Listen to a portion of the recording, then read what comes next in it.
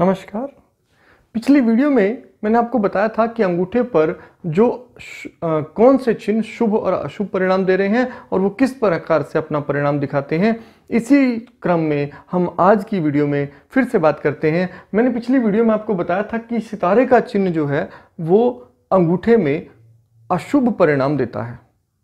ज़्यादातर वीडियोस में आपने सुना होगा, ज़्यादातर विद्वानों के आपने मत सुने होंगे, वो कहते हैं कि सितारा बहुत शुभ होता है। ये बात सही भी है कि सितारे का होना शुक्र पर शुभ है, धन की दृष्टि से, व्यापारिक सफलता की दृष्टि से अच्छा है, एक्सप्लोजिव प्रकृति का होता है, एक विस्फोटक प्रकृति का होता है सितारा। वो जहां भी पाया जाता है ऐसे व्यक्ति को काफी ज्यादा उसके गुणों को बढ़ा देता है। ये शुक्र के गुणों को बढ़ा देता है। शुक्र के गुणों में जहां कलाएं बढ़ती हैं, जहां अभिव्यक्ति, अभिनय आदि की गुण बढ़ते हैं, नृत्य आदि के गुण बढ़ते हैं, धन कमाने की इच्छा बढ़ती है, उसके साथ ही साथ ऐसा व्यक्ति ठाठ बाट पर बहुत खर्च करता है। ऐसा व्यक्ति अचानक धन कमाने की बहुत इच्छा रखता है। लेकिन ऐसे व्यक्ति में एक समस्या रहती है कि ऐसे व्यक्ति का वैवाहिक जीवन आमतौर पर खराब देखा गया है। तो जिनके अंगूठे में सितारे का चिन्ह है, इनमें वैवाहिक जीवन में बहुत बुरे प्रभाव देखने में आए हैं। तो वैवाहिक समस्याएं पैदा होती हैं और साथ साथ ऐसे व्यक्ति की बच्चों से, पत्नी से संबंध जो हैं, वो आपसी संबंध जो हैं वो बहुत अच्छे नहीं रहते, सामंजस्य ठीक से नहीं बैठ पाता है। एक तो ये समस्या सितारे के रूप में देखी गई है। अब यदि आपको किसी व्यक्ति के हाथ में अंगूठे में आपको दिखाई दे एक क्रॉस का चिन्ह, क्रॉस का चिन्ह यदि आपको किसी व्यक्ति के अंगूठे के पर्व में दिखाई दे तो ये बहुत ही बुरा संकेत है। यह निश्चित रूप से असफलता का सूचक है। शुक्र के संबंधित सभी गुणों को यह घटा देगा। अंगूठा जो है वो शुक्र के गुणों को प्रकृति से ग्रहण करके और हथेली की ओर ले जाता है। तो निश्चित रूप से अंगूठे में बुरा चिन्ह शुक्र और मंगल दोनों में दोषकारक होता है। अब यदि आपको यहां अंगूठे में क्रॉस दिखाई दे, एक तो अगर मंगल यहां शुभ नहीं है तो आपको बहुत संभावना हो जाएगी कि ऐसा व्यक्ति झगड़ालू प्रकृति का हो जाएगा। ऐसा व्यक्ति झगड़ा बहुत करने लगेगा। कारण क्या है कि यहाँ पर अंगूठा जो है ना वो दोनों के लिए ग्राह्य काम कर रहा है। मंगल के लिए भी यहाँ मंगल का चिन्ह और यहाँ पर है शुक्र, तो मंगल और शुक्र दोनों के लिए वो ग्रहण शक्ति दे रहा है यहाँ पर। तो यदि यहाँ आपको चिन्ह दिखाई दे तो ये निश्चित रूप से दो समस्याएं एक साथ पैदा करेगा।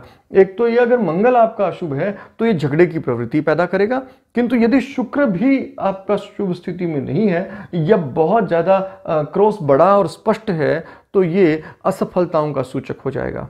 ऐसा व्यक्ति जुआ, लॉटरी, सट्टे आदि की भी कोशिश अगर करे तो उनमें बहुत हानि प्राप्त करता है। तो ऐसे व्यक्ति को इन प्रकार के व्यसनों से और दूर रहना चाहिए। साथ ही साथ उनके संबंधों पर दिक्कत आती है और शुक्र के जितने कार्य होते हैं उनमें असफलता प्राप्त करता है। तो बहुत ही बुरा चिन्ह यहाँ माना जा सकता है अंगूठे में। यदि आपको किसी व्यक्ति के अंगूठे में ये चिन्ह दिखाई दे कि यहाँ वृत्त का चिन्ह दिखाई दे, एक गोला चिन्ह दिखाई दे बनता हुआ, सर्कल एक बन जाए, तो ये यहाँ बहुत बुरा चिन्ह है।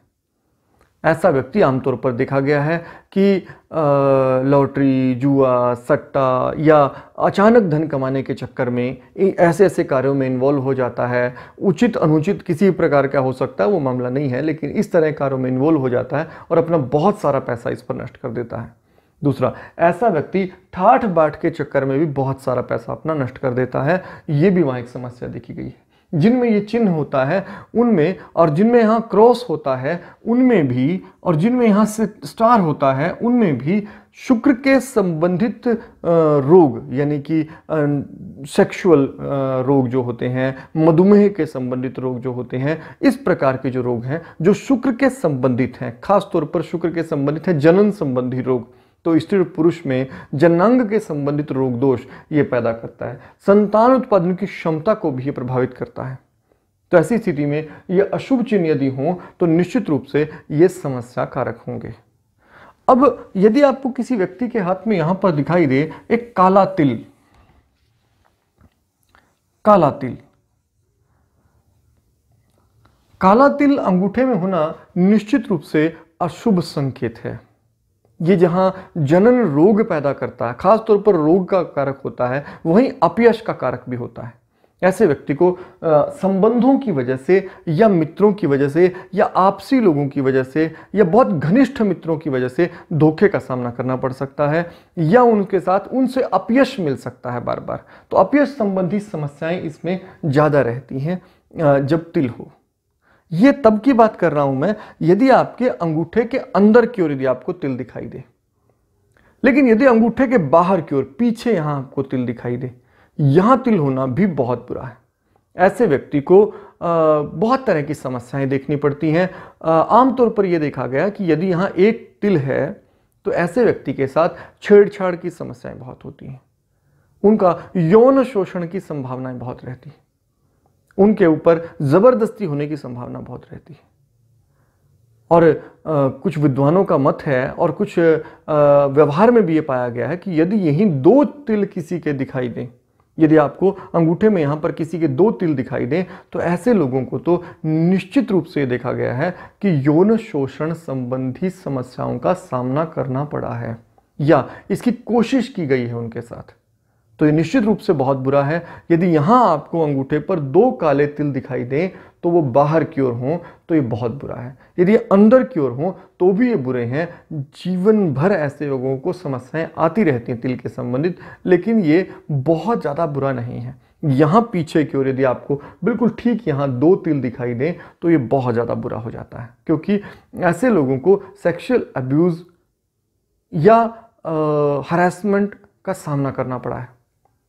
वो जीवन के किसी भी पक्ष में हो सकता है, लेकिन अगर आपका शुक्र भी प्रभावित है, अगर आपके शुक्र पर भी बुरे चिन्ह दिखाई दे रहे हैं, अंगूठे के अंदर की ओर भी हैं और पीछे भी तिल दिखाई दे, तो ये ज़्यादा चिंताजनक मामला है, आपको सावधानी बरतनी चाहिए।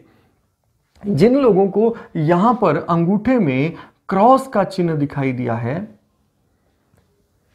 या तिल का चिन्ह दिखाई दिया है, ऐसे लोगों को हवाई यात्राओं से भी खतरे की संभावना होती है। तो ऐसे लोगों को हवाई यात्राओं से बचना चाहिए या बहुत सुरक्षित हवाई यात्रा करनी चाहिए। हवाई यात्राओं से इनको खतरा हो सकता है। ऐसे लोगों को जल से भी कई बार भय होता देखा गया है, मतलब जल से वो डरते हैं, लेकिन विशेष रूप से हवाई यात्राओं से इन खतरे की संभावना काफी रहती है। तो ये मैंने कुछ आपको चिन्हों के बारे में बताया जो अंगूठे में दिखाई देते हैं, शुभ अशुभ प्रकार के हो सकते हैं। अगली किसी वीडियो में हम अगले उंगलियों के शुभ और अशुभ चिन्हों की बात करेंगे। ध्यान दीजिएगा, जब भी मैं शुभ या अशुभ चिन्ह बताता हूं उससे सबसे पहले ध्यान देना है अपने बनावट पर, फिर ध्यान देना है पर्वत की स्थिति पर और उसके बाद शुभ या अशुभ चिन्हों के परिणाम को देखना है।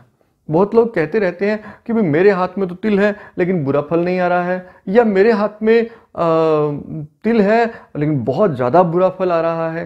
तो वजह है आपके पर्वतों की स्थिति।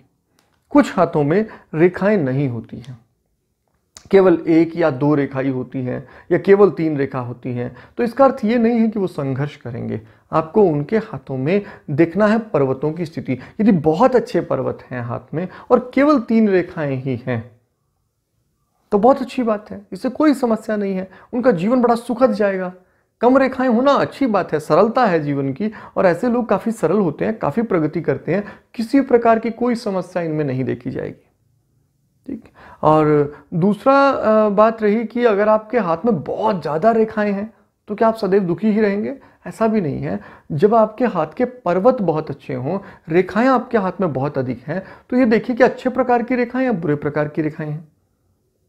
अगर अच्छे प्रकार की रेखाएं अधिक हैं तो आप सुखी रहेंगे, बुरे प्रकार की रेखाएं अधिक हैं तो आप परेशान भी रहेंगे।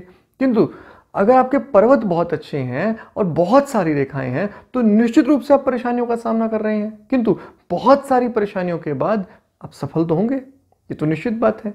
तो आपको सिर्फ ये देखना हाथ की बनावट कैसी है, सबसे पहली बात ये। दूसरी बात ये है कि यदि आपके हाथ में शुभ लक्षण कम हैं और अशुभ लक्षण ज्यादा हैं तो उसके लिए बहुत पैनिक होने की जरूरत नहीं है। आवश्यकता है सही मार्गदर्शन के साथ पुरुषार्थ करने की।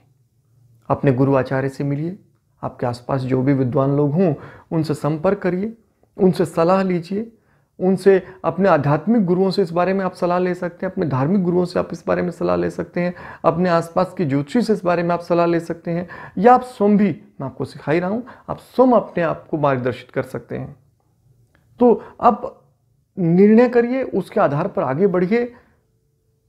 हमारा ज्योतिष का जो उद्देश्य है, ज्योतिष के लिए कहा जाता है ज्योतिर्वेद चक्षुषा, यानी कि ये एक तरह से आपको मार्ग प्रशस्त करने के लिए, मार्ग दिखाने के लिए है। इसका उद्देश्य किसी भी तरह से आपके मन में भय पैदा करना या आपको निराशा पैदा करना नहीं है, बल्कि अपनी समस्याओं को समझकर उनका स्वभाव में बदलाव करना जरूरी है। जैसे कि अगर आपका मंगल बहुत बली है, मंगल बहुत बली है, तो आपको एग्रेशन बहुत है। अब आपको ये समझ आ गया कि आपको गुस्सा बहुत आता है और आपको बहुत ज़्यादा गुस्सा होने से आपका मंगल अगर विकृत स्थिति में है तो बहुत गुस्सा आ रहा है और बहुत गुस्से की स्थिति में आपके झगड़े होते हैं लोगों से। अब क्या करना है? आपको हाथ में उसका समाधान नहीं ढूंढना है, आपको अपने गुस्से पर नियंत्रण सीखना है। आप जानते हैं कि आपको गुस्सा बहुत आता है और वो आता ही रहेगा, तो आप उस पर नियंत्रण सीखिए और जैसे आप नियंत्रण सीख जाएंगे आपकी समस्या हल हो जाएगी, लोगों से आपके झगड़े बंद हो जाएंगे। तो इस तरह से व्यवहारिक हल भी ढूंढा जा सकता है। किंतु यदि आप उपाय की बात करते हैं, बार बार वीडियो में आ रहा है कि कमेंट्स में आ रहा है कि मैं आपको उपाय बताऊं, तो इसके लिए मैं अलग से बहुत सारी वीडियोस बनाऊंगा। आप उसके लिए निश्चिंत रहें, वीडियोस उपाय के लिए आएंगी ही आएंगी। किंतु पहले मैं एक बार पूरा अपना ये क्रम पूरा कर लेंगे हम उसका, और फिर उसके बाद आपको उपाय के संबंधित वीडियो भी देंगे। आज की वीडियो में इतना ही। अगली वीडियो में अगले विषय के साथ, तब तक आपका दिन शुभ हो। धन्यवाद।